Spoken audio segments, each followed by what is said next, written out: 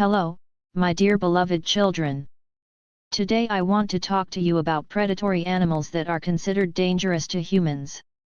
In fact, initially, when the Earth and humanity were in the fifth dimension, predators did not exist in nature, since people and animals lived in peace and harmony with each other. They became predators when humanity plunged into a three-dimensional world and people began to exterminate them. Gradually, the image of man as an enemy who hunts them was ingrained into the collective consciousness of these animals.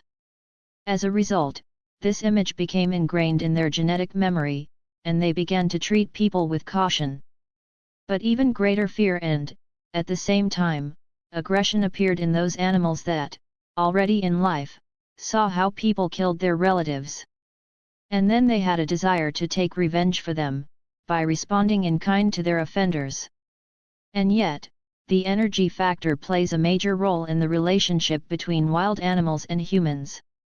Accurately reading human vibrations, even the most subtle nuances, animals always act in accordance with their intuition.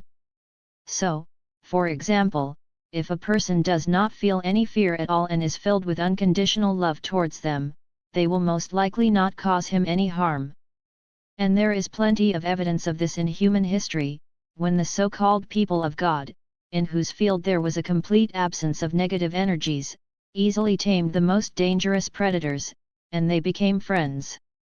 But as soon as a predator senses fear, the energy of the lowest vibrations, it, like a magnet, attracts its opposite, the energy of aggression, and the animal attacks such a person. On the other hand, there are many examples in your life when people, while raising the cubs of predators, completely changed their natural instincts.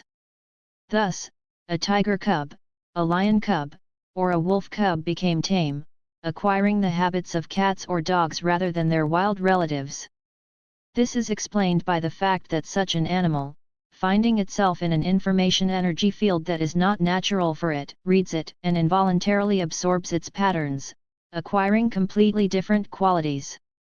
But likewise, a human child, by the will of fate finding himself in a pack of animals and raised by animals, also acquires their habits, becoming one of them.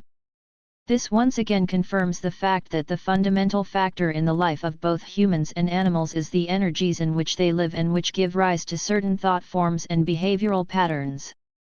This is where we will stop today.